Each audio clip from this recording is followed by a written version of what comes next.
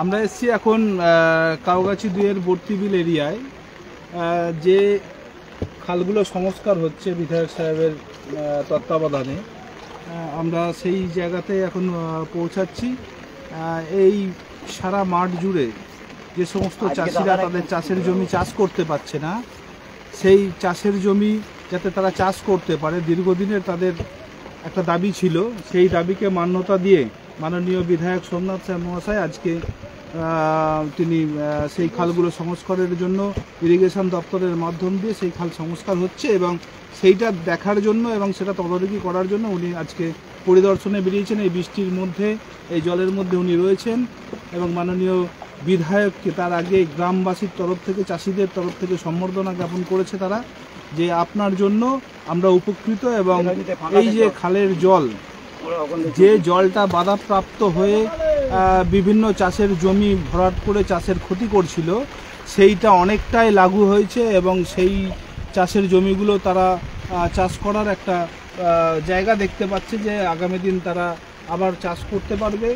সেই জায়গা থেকেই আমরা আজকে খাল পরিদর্শনে এসেছি এবং উপস্থিত রয়েছেন আমাদের জগদ্দল বিধানসভার মাননীয় বিধায়ক সোমনাথ স্যার মহাশয়, উপস্থিত রয়েছেন আমাদের কাউগাছি 2-এর প্রাক্তন প্রধান তথা বর্তমান সঞ্চালক সুশান্তচারী, উপস্থিত রয়েছেন আমাদের টাউন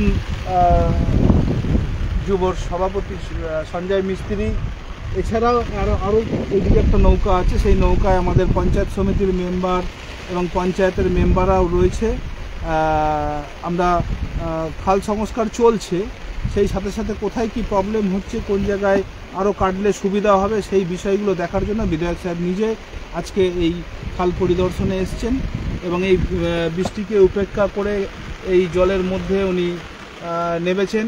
আমরা মাননীয় বিধায়ককে আমরা ধন্যবাদ জানাই যে তার এই প্রচেষ্টা জগদ্দল বিধানসভা শুধু চাষি নয়, জগদ্দল বিধানসভার টাউন এলাকায় দেখবেন প্রচুর জলমগ্ন হয়ে যায়, সমস্ত জল কিন্তু এই খালের মাধ্যম দিয়ে গঙ্গায় পৌঁছায়।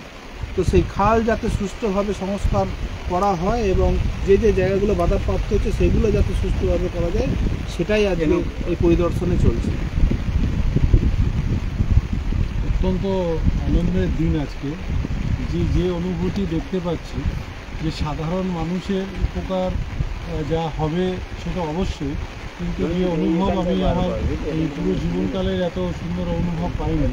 যে এই বৃষ্টির মধ্যে চারিদিকে মাঠ, সেই মাঠে জল, এই মাঠ নয়, এটা চাষের জমি, হাজার হাজার বিঘে জমি, যেটা গত বহু বছর থেকে এখানে চাষবাস বন্ধ হয়ে গেছে। তার একটাই কারণ, যে খাল সেই সংস্কার না হওয়ার কারণে এই চাষের জমিগুলো সারা বছর জল জমে থাকে। বহু চেষ্টার পরে মাননীয় সাংসদ পার্থভূমি, যার উদ্যোগও ছিল এবং ইরিগেশন দপ্তরের সাহায্যে আমাদের এই খাল সব সংস্কার হচ্ছে।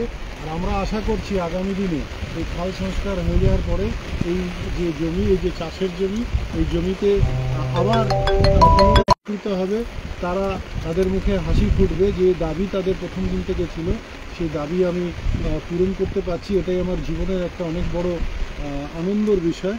এবং আজকে যে অনুভব আমি দেখতে পাচ্ছি, যে চারিদিকে আপনারা দেখছেন জল, তার মধ্যে দিয়ে আমি যে সেই খালে পৌঁছে আমরা সেই খালের যে সংস্কারের কাজ হচ্ছে সেটা আমরা দেখব এবং আরও যেন ভালো করে করা যায়, তারই আমি পরিদর্শন করতে এসেছি। যে ঠিক মতনভাবে যদি আমরা এটাকে করতে পারি, তাহলে এই অঞ্চলের মানুষ তো লাভান্বিত হবে। এবং আপনারা জানেন যে ভাটপাড়া পৌরসভা পুরো জলটা আমাদের এই পঞ্চায়েতের মাধ্যম দিয়ে এটা আপনার ইছাপুর খালে যেয়ে বেরোয় এবং সেখান থেকে জল পুরোপুরি আমাদের ভাটপাড়া পৌরসভার জলও বেরোবে। এই খাল সংস্কার হলে আগামী দিন ভাটপাড়া পৌরসভার অন্তর্গত যে জল জমে সেটাও আমরা আশা করি সেটাও বন্ধ হয়ে যাবে এবং পুরোপুরি শুকনো থাকবে বর্ষাকালে।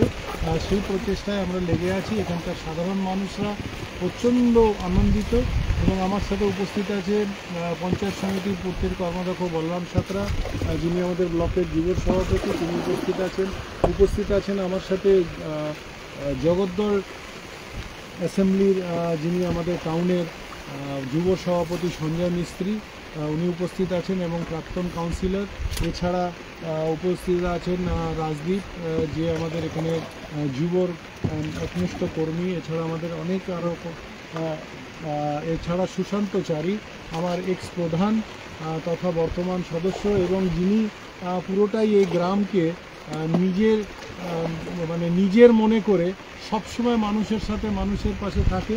আর এই যে খাল সংস্কারের প্রথম দিন থেকে 1 মাস হয়ে গেছে তিনি সবসময় আছেন, এবং যোগিন ভাঙর তিনিও আমাদের সদস্য, এবং তিনিও 1 মাস ধরে পুরো লেগে আছে এই রোজ এই খালে যে তাদের কীভাবে সংস্কার হবে, যে মানুষরা করছে তাদের যেন কোনো অসুবিধা না হয়, এসব তারা করছে। আমি সঞ্জয় সামন্ত, সুদীপ্ত মণ্ডল, সঞ্জয় সামন্ত আছে, সুদীপ্ত মণ্ডল আছে, প্রভাস পারুই আমাদের সাথে ছিল, ইমতিয়াজ আলী ছিল, চঞ্চল, এছাড়া আরও আমাদের অনেক কর্মীরা এখানে উপস্থিত রয়েছে। তাদের সাথেও আগে যে দেখা হবে, সামনের একটি নৌকাতেও তারা আছে।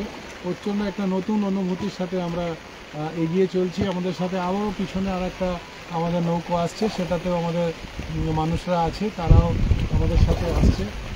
চারিদিকে মাঝে মাঝেই আমরা দেখতে পাচ্ছি পুকুর, কলা গাছ, সব কিছু, একটি দারুণ দৃশ্য। কয়েক হাজার ভেরি আছে, কয়েক হাজার ভেরি আছে এখানে, যেখানে মানুষ চাষ করে চাষ করে তারা অনেক তাদের জীবিকা চালায়, রোজগার আছে। প্রচুর হাজার হাজার ভেরি আছে এখানে, প্রচুর জমি আপনারা দেখতেই পাচ্ছেন, এপার ওপার কোনোটাই কিছু দেখা যায় না যদি আপনারা ঠিক মতন ভাবে দেখেন। কত কিলোমিটার? 10 কিলোমিটার ধরো যাবো, দাদার জায়গায় নিয়ে যাবো পুরো যাইয়ে গিয়ে 7 কিলোমিটার।